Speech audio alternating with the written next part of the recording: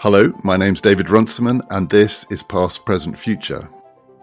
Today's episode in our series about the history of freedom with the philosopher and writer Lea Ypi is about another philosopher, Immanuel Kant, and his ideas, his ideals for enlightened freedom and perpetual peace. We talk about just how realistic or unrealistic that ideal is, and about the limits of freedom of thought and freedom of expression. Past, Present, Future is brought to you in partnership with the London Review of Books, and the LRB has got a brand new podcast.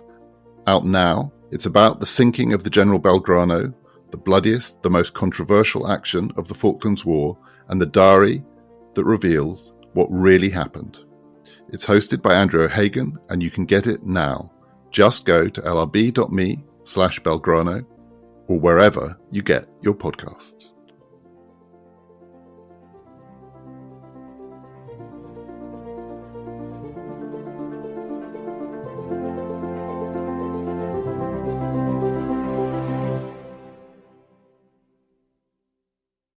Lea, Kant has a reputation as quite a difficult philosopher. Some of it is pretty difficult, I can testify to that.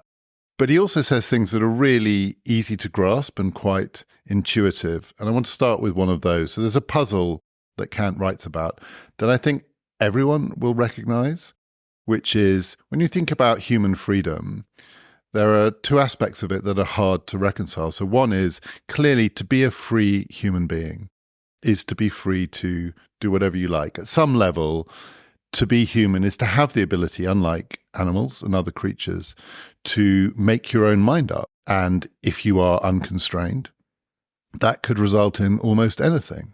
The human brain is capable of coming to almost any decision or any choice.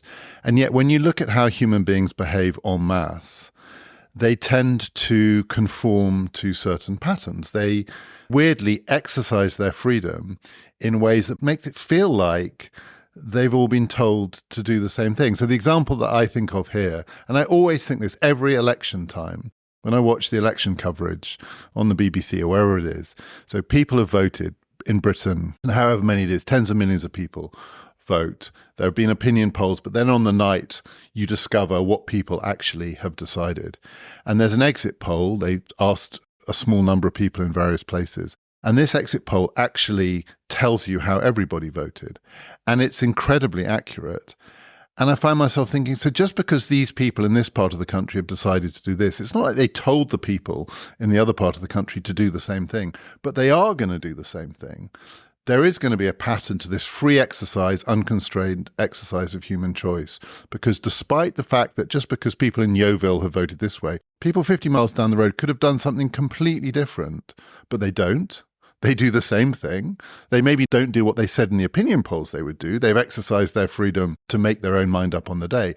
But they've done the thing that the people 50 miles down the road did without having to be told. But it's almost as though what you do when you do the exit poll is you've asked the people who told all the other people how to vote, and it works. And that is what Kant is writing about. He's writing about this weird tension in human behavior between the obvious discretion that we have not to do what other people do and the fact that we do what other people do. And he has an answer for this. How come those two things are both true? Yeah, and I think it's something to do with the nature of what we are as human beings. I think Kant thinks that reason is both disrupting a pattern and conforming to a pattern. Both of these are our capacities. And indeed, they're both our vulnerability. The kind of Achilles heel is that we have this, but they're also our strength. And in a way, the entire Kantian project, the entire critical project is to be able to articulate an account of reason and how reason operates within humans that helps them think about their decisions and be aware of both the dangers and the promises of our use of our capacities. What I really like is in many ways a contemporary. There's a number of things that he says about humans, about reason, about our societies that are really resonant for today. And one of them is this tendency of reason to struggle with two things. One is dogmatism and one is skepticism. And the entire Kantian project and the project of reason is to help us think through this. How can we avoid both dogmatism, that is to say conforming and accepting authority and endorsing what other people tell us, complying into a pattern without questioning it. And on the other hand, skepticism, which is the opposite, to question everything and to then not have the resolve to do certain things because you're too questioning. And there's a kind of paralysis of action that leads. He thinks that the modern predicament is always torn between those two, and that it's only if you think about reason. His entire project is one that tries to help humans reason in such a way that they can steer a middle path between these two things, dogmatism and skepticism. And I think that's really resonant today as well. If you think about the world right now, this is really what we find ourselves is skepticism, despair, lack of alternative on the one hand, and on the other hand, authority, tradition, compliance, conformity, following a pattern. Part of the reason we follow a pattern, though, is that we are part of nature, and nature has patterns, and so we are part of that. And we are the creatures who can understand that. So presumably animals can't. Animals follow these patterns, but they don't know that's what they're doing. But if you know that you're following a pattern, that's also the thing that allows you to exercise your discretion not to follow a pattern. But we struggle with that all the time too. We simultaneously probably overstate the extent to which it's us making up our own minds. I'm voting this way because I'm a free person and I get to exercise my choice. And oh, look, I voted like all the people in Yeovil or wherever it is, even though I've never met them. And I think I'm a different person. I'm a free, independent person, but I am actually conforming to a pattern. And so isn't part of the project also that in each case, so we can overstate the extent to which we are free in that first sense, that we are just an individual, an autonomous individual making up our own mind, because we're not. We're part of a whole set of natural patterns in the natural order of the world. And at the same time, we can overstate the extent to which we're part of the natural order of the world because we're human. And to be human is different from just being part of all of the rest of nature. I think what is really interesting about the way in which this kind of Kantian project developed is it starts with this idea that we are part of a pattern, but on the other hand, we are also the source of the patterns that we identify in nature, because the concept of a scientific law wouldn't be there without a mind, without a reason that tries to think about, okay, how do we structure these phenomena that we find in nature. And in a way, the whole Kantian project is to try and bring the scientific revolutions of the 17th century, Copernicus, into philosophy, into the world of social science, into the world of human relations, by saying, yes, there are all these things that we find, there are these phenomena in nature, but without a mind that grasps these phenomena, without us being able to analyze and understand them and distinguish them and say, this is a generalization, this is contingent, this is necessary.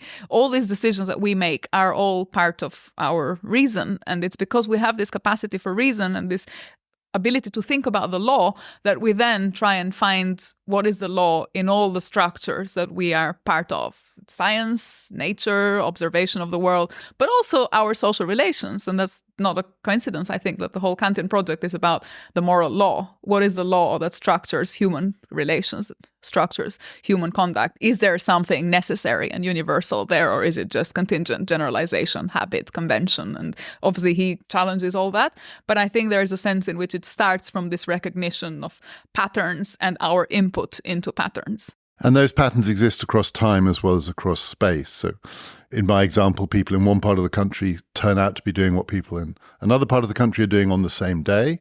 But also Kant believes that people a long time ago were doing things that it looked like they were doing for their own reasons. And those reasons are pretty inaccessible to us. And on his version of it, some of them are pretty primitive. And yet they are leading to something else that they can't have known about. They can't have been thinking, we're doing this because one day it'll result in the French Revolution or whatever it is. And yet we can discern some of those patterns, and it's teleological. That's his word for it. There's a direction of travel to human affairs within which human beings are both free to completely reject the teleology and to do things that make no sense in terms of an idea of progress or whatever it is. And yet, in the long run, what you get is a form of moral progress. It's very controversial what Kant meant actually by teleology and how you think about this teleology. I personally think that the teleology is not something that you find. It's something that you reconstruct thinking about what is the type of human behavior in history, and what is it driven by? And Kant thinks that it is driven by reason. It's driven by the imperatives of reason. And to the extent that you try and identify those reasons and ask yourselves, are they moral reasons or are they prudential reasons? You can tell a story that applies more generally to humans across space and time. And so you can tell a story about how they interact, and you can then have a narrative of progress or regress in history. And I think maybe this is what distinguishes Kant from some other later versions of teleology. I don't think there is anything deterministic in Kantian teleology. It's really all about how humans, as driven by reasons, act in history and in their societies, and the extent to which we can reconstruct those reasons as moral reasons and say, insofar as we see anything like something that resembles moral motives, moral imperatives, that advances our capacity for morality, we can say that there is progress. If we can't find that, then we can't say that there is progress. It's just regressive, and it's just a kind of random, arbitrary listing of events and characters, and history is just a collection of stuff that happens, but there's no philosophical history. And I think philosophical history depends on our ability to maintain firm that commitment to morality as we observe historical events unfold. And Kant thinks that what makes us human is that we are reasoning creatures. In a way, that's the difference between a human and an animal, is that we have reason and animals don't have reason. And our reason is both, as I say, a source of error, because reason gets you into all kinds of mistakes and prejudice and problems and tragedies in a way of reason. But it's also, if you are able to then reflect critically, which all of Kant's books start with a critique of pure reason, critique of practical reason, critique of judgment. If you think about the critique of reason, then you can help reason unfold in a way that is more aligned to moral commitments. One of the patterns that, as I understand it, and you can correct me if I'm wrong, Kant discerns in history is that using our reason, we can all understand that it would be better for us if we got along better. You are freer, apart from anything else, if you live in a society or in a world which doesn't have conflict, doesn't have war. War is the great enemy of freedom. So best to use our reason to avoid war. And at the same time, we are drawn to conflict. And actually, many of the ways in which we exercise our reason draw us into conflict with each other, because we, not just that we don't agree about things, but we fundamentally loathe some of the things that other human beings tell us are the truth. And his term for this is unsocial sociability. That is, we're pulled in these two different directions. We're pulled towards conflict, and this connects us to Machiavelli again, but we're also pulled by our reason towards an understanding that concord or agreement would be better for us and better for the exercise of our freedom. And this is what it means to be human. I mean, this is what it means to be part of nature, but also in nature, they're not doing the reasoning bit. As reasoning creatures, we are pulled in these two different directions. And yet out of that, this is how reason ultimately leads to freedom, because out of our knowledge, our understanding, that our desire for peace has to coexist with our impulse to exercise our freedom to produce conflict, we create the institutions, the rules by which we can be constrained. So it's this weird combination of what you might think of as an ideal notion of a collective good and peace, and something that's more like those philosophers of conflict, Machiavelli and Hobbes, who think that we need to be tamed, but to be a reasoning creature is to understand both those things. Yeah, and I think what's really interesting, and that makes Kant in some ways reflecting on this issue in a way that's similar to how Christian authors thought about it, is the fact that both of these tendencies for conflict and for harmony are within reason, and they're part of the use of reason. Kant, at some point in a book called Religion Within the Limits of Reason, talks about the conflict, the fight between the evil principle and the good principle as principles that are both part of what it means to be human, as incentives that we are both driven by. And indeed, it looks as though we wouldn't be free, we wouldn't have free will. And this is where the kind of overlap with the Christian tradition is. There wouldn't be free will if there was no possibility of error, if there was no evil, if evil was something that happens outside the mind or outside reason or outside what it means to be human. It's exactly the fact that it's part of who we are that makes it a challenge and problem to resolve, that requires being more sophisticated in how you go about thinking about. And Kant goes through different stages in his thinking. There is an earlier stage where he thinks of nature as something that could potentially help, as something like a providential intervention that prompts humans, that brings them in these conflicts, there is something that we can detect in nature, a tendency to help us resolve these conflicts and through war come to an agreement to make peace and to cooperate with each other. And I think there is a later understanding that to some extent goes along with Kant's changes in how he thought about teleology and how he thought about purposiveness more generally, both in nature and in reason, whereby he becomes much more institutionally explicit and where it's all about the kinds of politics that we have rather than the help that nature gives us in terms of resolving these conflicts and these contradictions. There's earlier point where he thinks, well, nature is going to make us come to forms of understanding and to political institutions that will enable us to resolve our problems. And there's a later stage where he thinks, well, and usually this coincides with the French Revolution and with the impact that the French Revolution had on Kant's thinking, where he thinks, well, actually, it's when humans become their own agents, they take their fate in their own hands politically, that they then have a chance of going in a more productive, cooperative direction. So which of those two is the more pessimistic? Because, so in response to the French Revolution, Kant sees that human beings can really wrest control of this very long and complicated story. At the same time, there are lots of aspects of the French Revolution that would give one pause as to the ability of human beings to somehow naturally come to an understanding of what should happen next. And this thing can spiral out of control very, very quickly.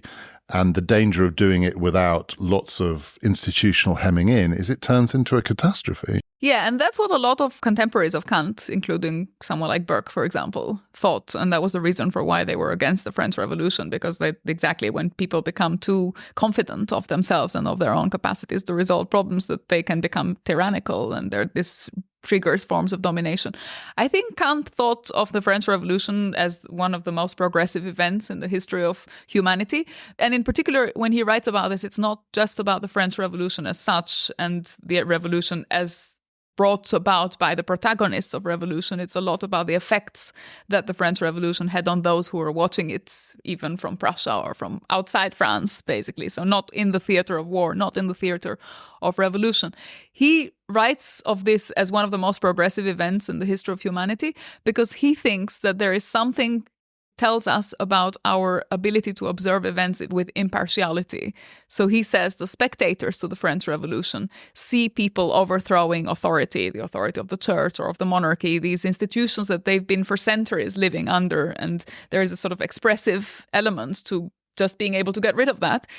And he thinks that the reaction that the French Revolution triggers of enthusiasm around those who are observing this phenomenon and wanting it to go well for the revolutionaries tells us something about our moral capacities, our moral dispositions, and about the fact that there is some hope that things will go well because we have this impartial tendency to just be sympathetic to this moral happening in a way. So it's really interesting. It's not about what they do, what the French revolutionaries do, which in many ways also goes, as you say, into disaster and produces all these tragedies. It's more about how those who are outside the theater of war, the theater of revolution, think about those events and the ability to participate in them and to be interested in them, even though their interests are not at stake. The way in which politics helps us reflect about the moral structure of our moral dispositions, that is, for Kant, what is singling out this event as progressive, or as he says, he calls it a sign of human progress in history. You watched the French Revolution, you watched it unfold from the outside, the initial event. Many people thought this was the great dawn of human freedom. And then you see the terror, that's one thing, and you might think that's a contingency and it doesn't have to go that way.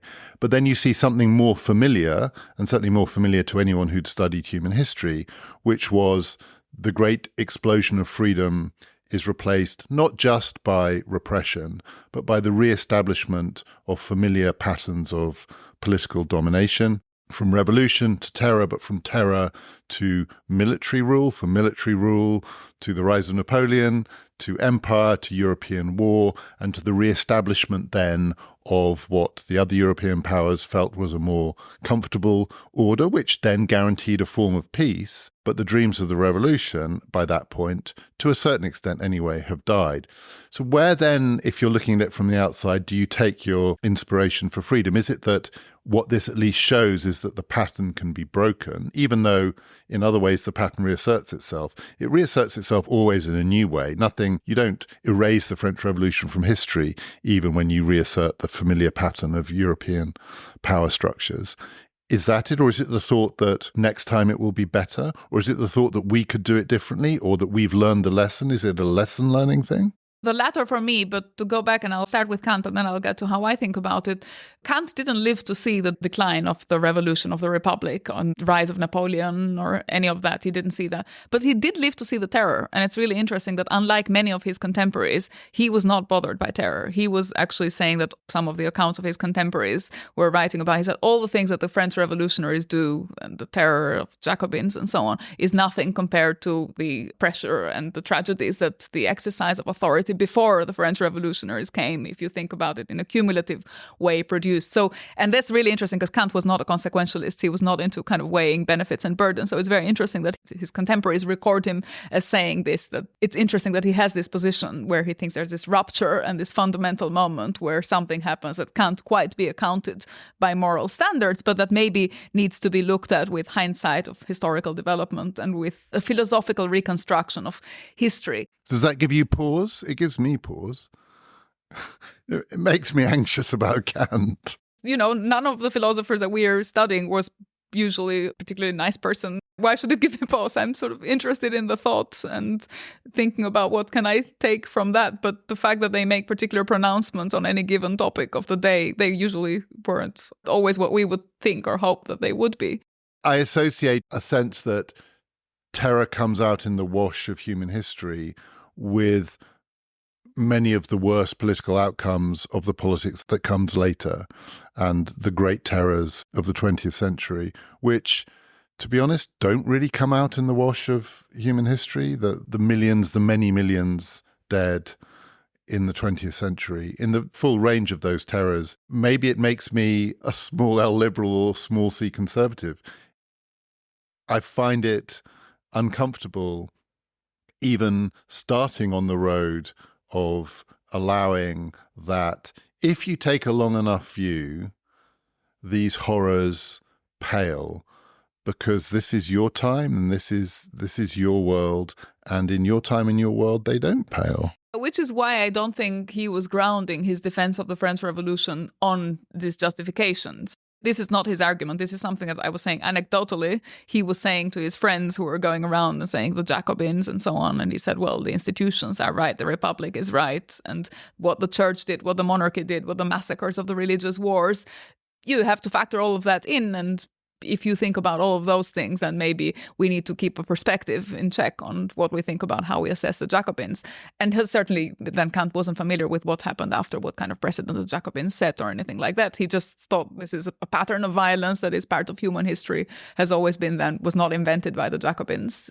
For me, the interesting question is, and this is where I wanted to go back to what you said at the end, what gives me hope that things will be different? Well, I think if you have this philosophical perspective on history where you think there is a tendency to learn from one's mistakes, and we can create institutions that channel that tendency, and we can self-correct, and we do create rights and forms of protection for individuals from the abuses of authority, and we don't want to lose those, which is why I don't think we should be completely anarchist about institutions. We might want to replace them, but I don't think the replacement is arbitrary. It needs to be replaced by something that preserves the benefits of the predecessor institutions and remedies on their pitfalls. And there is a kind of learning curve there that I think should be part of how we think about politics in its relationship to morality. It's a self-correcting mechanism that, but to be able to have that, you do have to have a philosophical understanding of history. You do have to be able to create connections between our time and the previous time. And so there needs to be some sense in which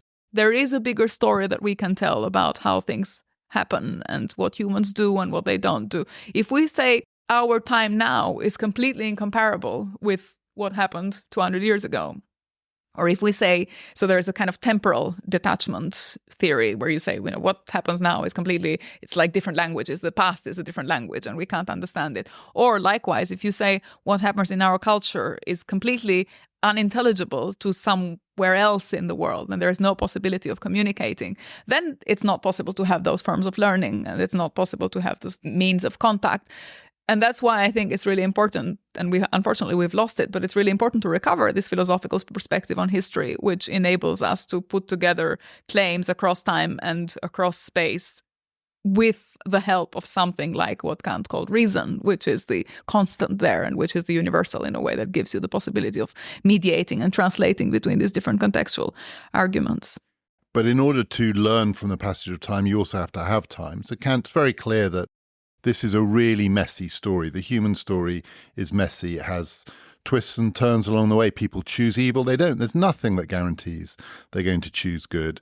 It's sometimes catastrophic, but it tends to right itself. And each time it rights itself, there are more philosophical resources to draw on in the history of philosophy. This is the end of the 18th century, the dawn of the 19th century, and time moves at a particular rhythm. Dramatic events happen at the same time. You can recognize your world in the world of 100 years ago, and you can imagine a world 100 years to come which is not completely removed from your world. So we're now not then. We are in the, well, not even the early 21st century anymore. It's getting on, right? Time is getting on. Last time with Machiavelli, you mentioned climate change. So climate change seems to me a good example of this, which is the temporal frame doesn't feel particularly Kantian, the twists and turns along the way. On the one hand, we're thinking about geological time, natural time, where the Anthropocene, the human story, fits into this much, much broader story, which doesn't all depend on human reason. Is human reason just another of the forces that shape the natural environment, and maybe catastrophically? And then there's an urgency to it, which means if we've got to wait for the twists and turns and the catastrophes to play themselves out, it may be too late.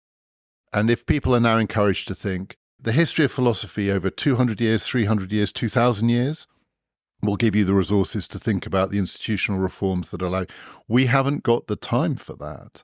And it may not be that we are detached from the past because we are our own people, but that we are facing challenges. Nuclear war, it seems to me, would be the other one, where political time, but also philosophical time, is now warped in ways that take it outside of the ebb and flow of Kantian reason.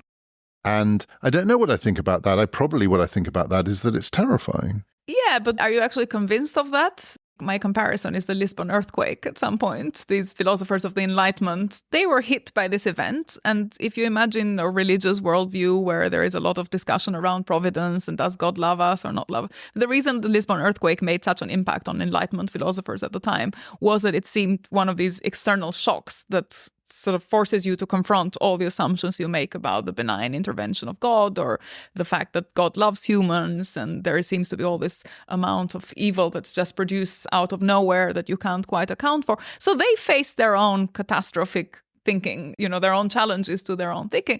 And in some ways, even more than us, because they had less tools to predict events, whereas we have better science. And so we know more, and that can kind of encourage catastrophic thinking, but it can also encourage a different way of looking at the future, which is to say, well, if you do certain things, then it doesn't need to happen. There's nothing inevitable because we are better equipped. We have better knowledge. We have better tools. We have better understanding of our environment. And so we are actually paradoxically more in control of nature when we know more about it than a period where people didn't have the same tools, and so we're much more at the mercy of the elements of external forces. So it's kind of paradoxical for me that we have this weird twist, right? When we're at the moment, we actually have more science, more capacity, more prediction, better tools. We face this catastrophic thinking that's almost worse than it was for people who didn't have any of that. So that's my pessimistic take on this, which is that the story doesn't develop in that tension between reason as the ability that we have to understand the world better, and also reason as the thing that might drive us to do bad things. And we now understand the world much better, but we also have the capacity to do worse things. We could destroy the natural environment. I think nuclear war is nothing like the Lisbon earthquake. And I think that sort of intervention in this story, the Lisbon earthquake, certainly for the people in Lisbon, was the equivalent. Exactly, that's what I was going to say. If you're a victim of, for the people who are captured, like in any conflict, in any war, it doesn't really matter how you die. If you're going to die, then for the person who dies and the person who are next to the person who dies, it really doesn't matter whether it's nuclear war or a car crash or... No, but I'm thinking about then the possibility of the recovery as the story ebbs and flows along its way. the recovery from this. I mean, the human history is full of apocalypses for the people who live through them. In fact, that's the dominant story, I think. But out of it comes, as Kant would say, the emergence of the institutions of restraint and constraint that make these less likely, and then, using reason, something more than that, the ability of people to behave in a more moral way, all of that.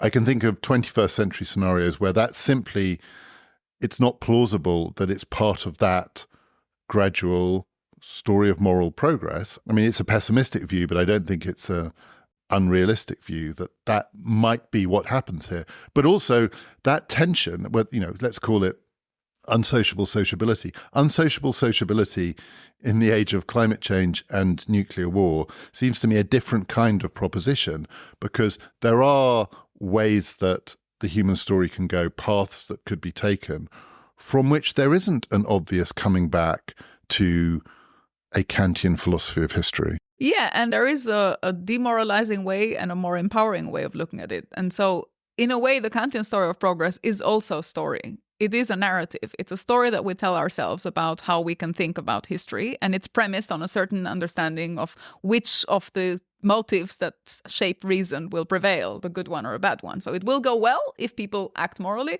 It will go badly if people don't act morally. I think the problem is that we're in the times in which we live, we have just actually lost faith in the human.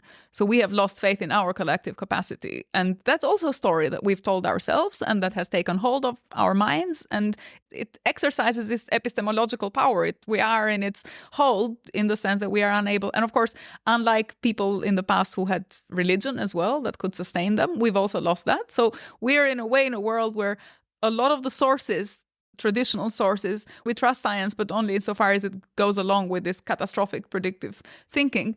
We don't really trust religion. We have really not much faith in community, because we're in these ultra-individualistic societies where people are encouraged to fend for themselves and help themselves and don't really think about social contact. So, of course, it's hard because the narratives that surround us are all narratives of loss of faith in the human.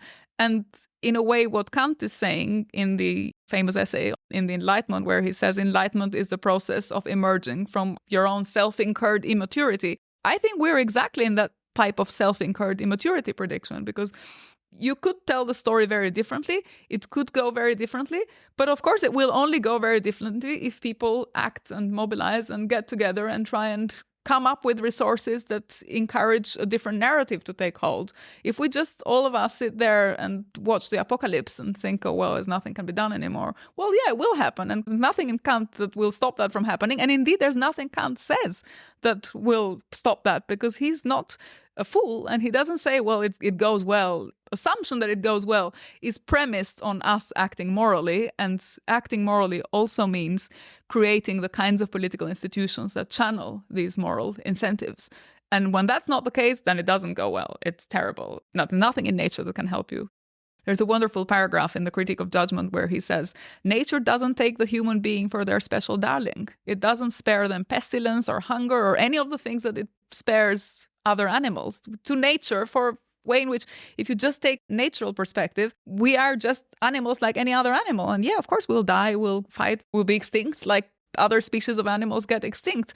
What makes us a little bit different is that we have the capacity to prevent that from happening if we act in a certain way. But it does require us to act in a certain way and to think that it's possible to act in that way. So if we lose the faith in the human in that sense, then there is no chance. This is a story about freedom, and it's also a story about peace. If we do that, we can find a way towards peace in a world in which, in the political versions of this, of what it means to be human, the way it tends to go wrong is war.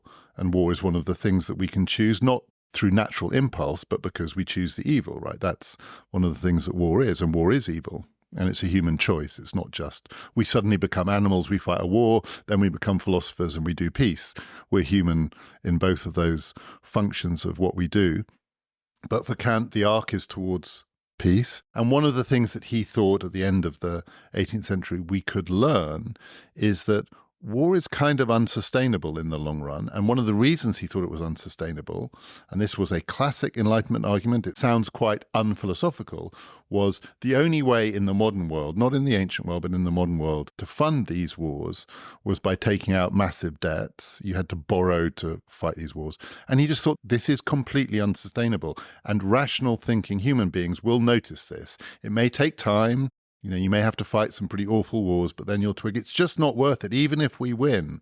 If you lose, it's definitely not worth fighting the war. But even if we win, we've won the war, but we're burdened with all this debt. In a way, we've lost our freedom because we're now in debt to the people who are our creditors. And so we will work out that the only way to maintain our freedom is to avoid this, and that will be a path to peace. And he was wrong about that.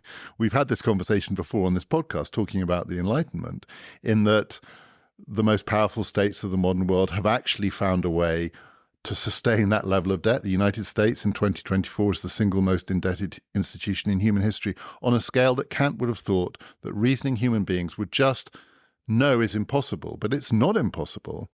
And this is also a world in which war is not as prevalent as it's ever been, because it's less prevalent in some ways, but much more prevalent than Kant would have hoped 200 years after he wrote. Yeah, although I don't think Kant thought that there was any, again, necessity in the disappearance of war. And in fact... But reason would help us see it. But it was also a political act. So the famous essay on perpetual peace, it's an essay that starts with the idea of having a clause in a peace treaty that says there shall be no war, and not a kind of temporary peace, but just a perpetual peace, a peace that lasts forever. So he was someone who said the answer to not having war is to come up with international institutions, and this famous argument about the Federation of Republican States that creates the forms of supranational cooperation that enable states to then channel their antagonisms in a direction of creating international institutions that help them coordinate. And so overcoming the standard argument in the Enlightenment was that we have the state of nature between individuals, and there is the state, and that's why we have a state, because otherwise people are fighting each other.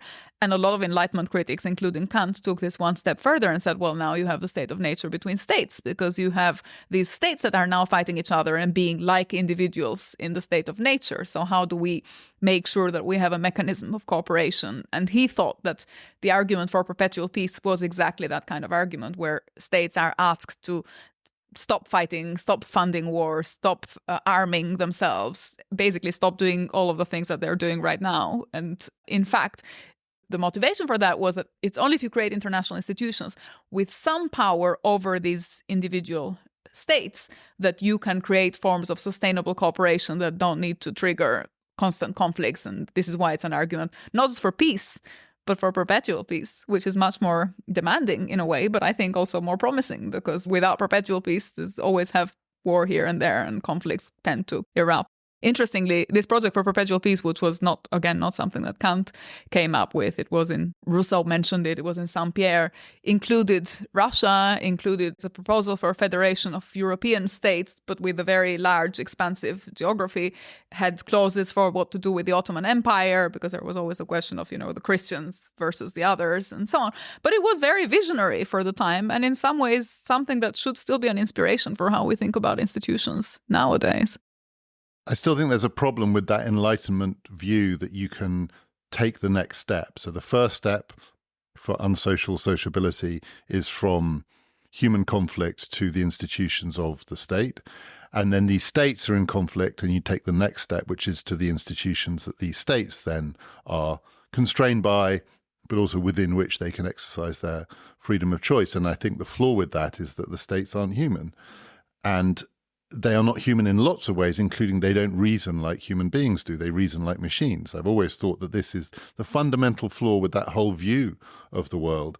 And part of my evidence for that is that Kant was wrong about debt.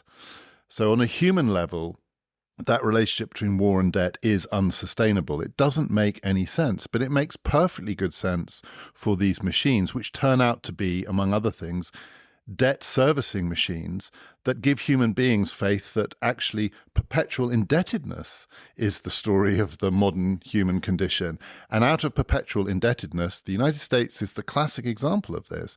Out of perpetual indebtedness, what you get is lots of good things for human beings, economic growth and the rest, but you don't get the end of conflict because debtor-creditor relationships are inherently unstable, and then debt is the engine of war. I think you're right that Kant didn't see that, but other people did see that. Someone like Fichte, for example, who was a Kantian in many ways. Actually, when he wrote one of his books, everyone thought it was Kant. He published anonymously and everyone thought it was Kant. And so he was kind of nurturing his inner Kant, even though he ended up in a very different place from Kant's perpetual peace, because he ended up with the celebration of the state and what he calls a closed commercial state. But in a way, this argument about debt, the unsustainability of debt and so on, what exactly led him to argue that we need to do something about not just what the states do, but about globalization more generally. And his answer was, well, since we can't do anything about globalization, then we just go back to the closed commercial state and stop interacting and somehow deglobalize. And so then there's a whole debate that follows from there. Fichte was one. Which is also quite contemporary. Quite contemporary, right? So Fichte was one answer. Another argument was then Hegel and Marx, which is a different way of thinking about it, which is, well, why don't you, instead of putting all the emphasis on debt, think about, well, where is debt coming from and what is the structure of our economic relations? And we'll talk in the future about this, have this discussion around the market and the relationship of markets to the state. But basically the argument was then a reform, not just of the state, but also of the environment, the economic environment within which states operate, and there's something that will then enable states to be better at creating peace without these constraints on them, which are in some ways external and constraints of the market rather than produced by the states. You could say one of the reasons that we've lost our faith in the human is that human reason has turned out to be remarkably good at building artificial agents, artificial decision makers, including rational decision makers on a mechanistic understanding of rationality, that are the dominant forces in our world, that the state is not simply an expression of human reason for better and for worse, good or evil. It is its own thing.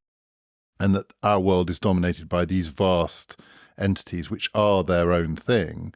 And they are the products of human reason, and they are motivated by what the human beings who build them want to happen, but they also acquire a kind of life of their own. And the other way in which we may not have much time is that this process is really rapidly accelerating, that human reason, coupled now with the reasoning capacity of so-called intelligent machines, artificially intelligent machines, is at rapid pace creating new kinds of decision-making entities, which again suggests to me that what you need in the Kantian story, which is the sort of back and forth, the weft and waft, or whatever the phrase would be of the story of human reason, that story, maybe I've lost faith. That story is over.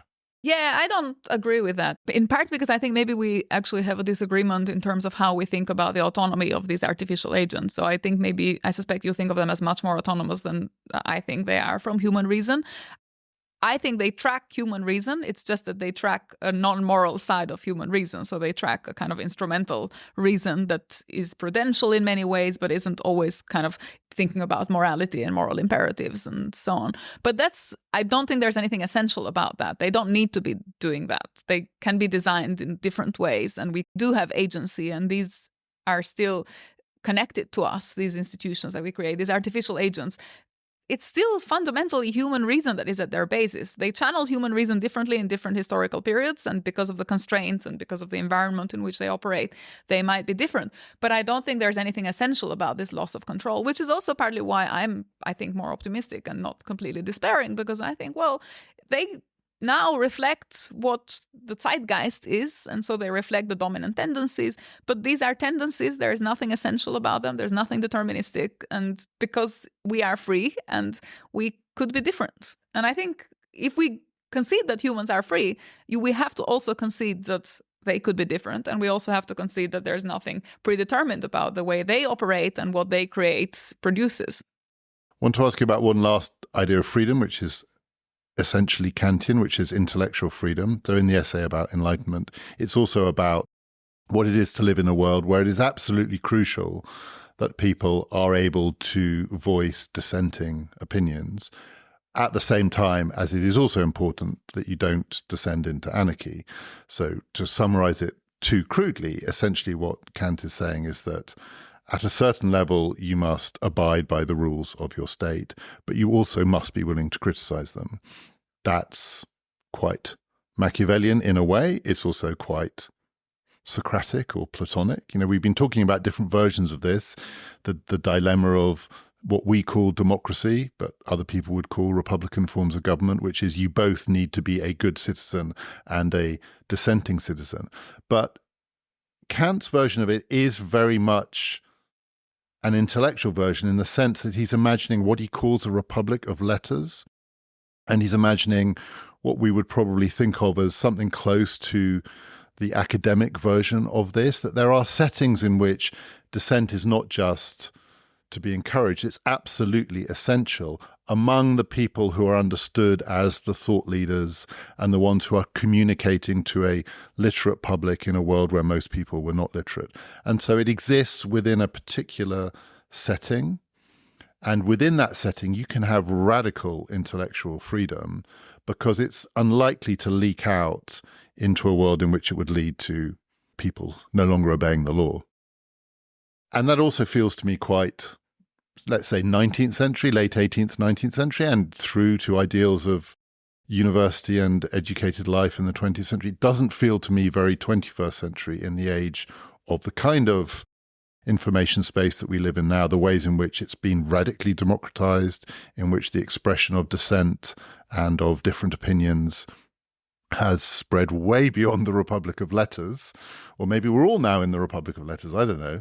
But it's not that Kantian version in which part of what makes it work is that you can move between these two spaces where it's radical freedom of dissent and intellectual dissent within a relatively stable political space.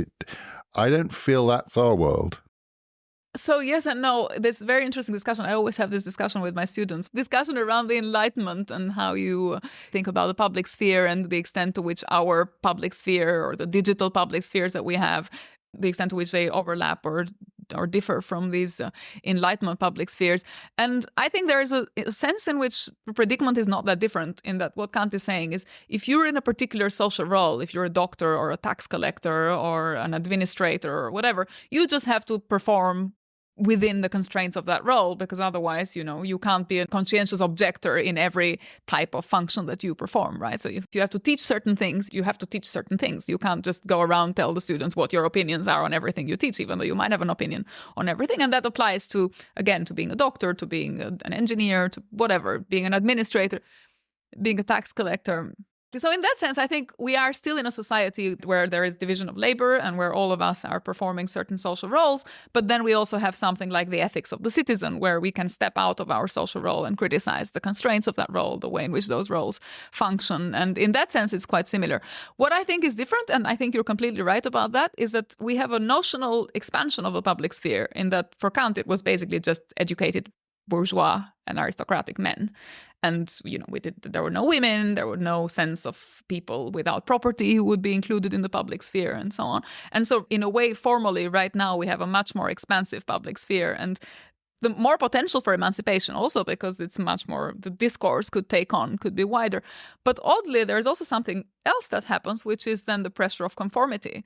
And so in our contemporary public sphere, there is, yes, possibly lots of ideas circulating and so on. But in practice, what you have is highly disciplined currents of thought and thought bubbles where you have everyone agreeing within the thought bubble and very little then transfer from one bubble to the other and very little exchange between those. And then it becomes, again, like the Kantian context in which he's saying, well, you need to be able to step out of now not just the role obligations, but also the thought bubbles, where then the Enlightenment argument, I think, becomes still really relevant, because it is an argument for exercising reason in an open way. And Kant doesn't say, just exercise reason. There are constraints of how you exercise reason. It's not just that we reason, but you have to reason in a way that puts you in a place of everyone else. You have to think consistently. There is what Kant calls the maxims of enlightened thinking. And so it's not just anything goes. And then you discipline your conversations. And then you're able, within those constraints of reason, to have conversations across these different bubbles. And that is what might encourage the public sphere to operate. But just the existence of the public sphere and just the openness is not going to be enough, because there are many different ways, including in contemporary societies, in which thought is disciplined by commerce, by incentives, by advertising, by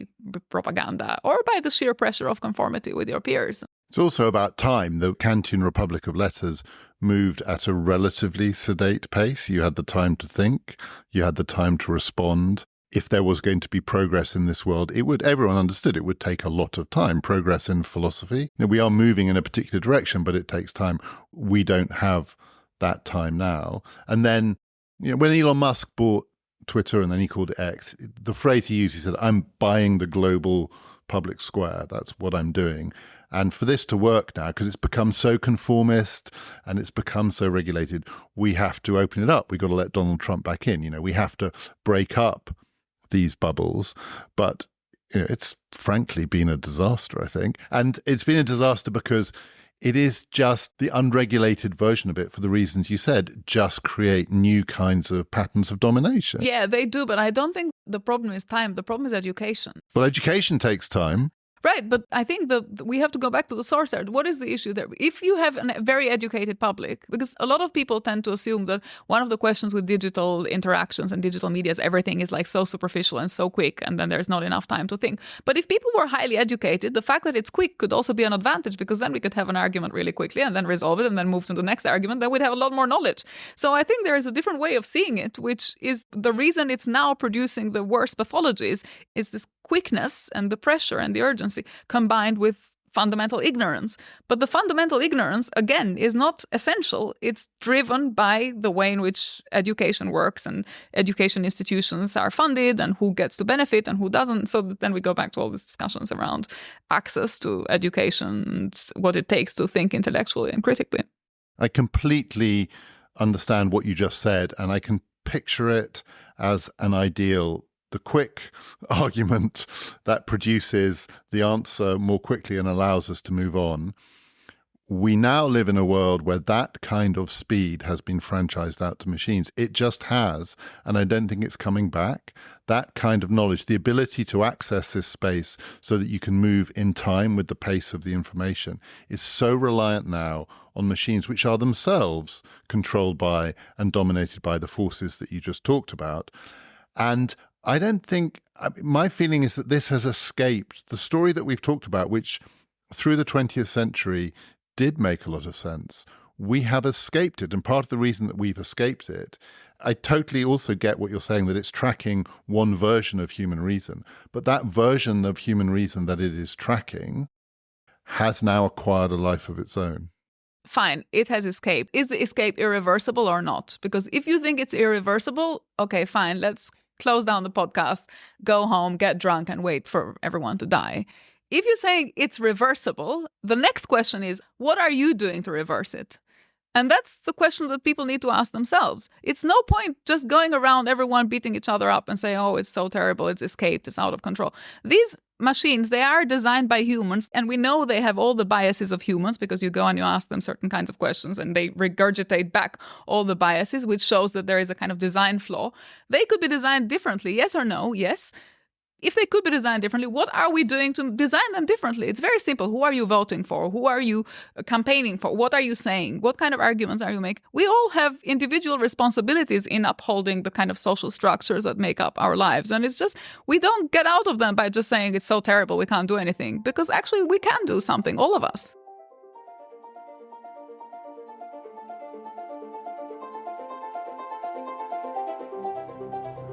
Do subscribe now to PPF Plus, where you can get ad-free listening, no ads on past or future episodes of this podcast. And you get 2 bonus episodes to accompany every series that we put out. Coming soon, to accompany this series, there'll be an episode in which Lea and I talk about what freedom means in the age of thinking machines and AI. To get PPF Plus, just click on the link that comes with the show description or go to ppfideas.com. You can, as always, follow us on Twitter at ppfideas, on Instagram and TikTok, and there are videos. Coming up next on the history of freedom in episode 5, we're going to be talking about the idea of the free market. Just how free are we when we're buying, when we're selling, when we're borrowing, when we're spending? Do join us for that. This has been Past, Present, Future, brought to you in partnership with the London Review of Books.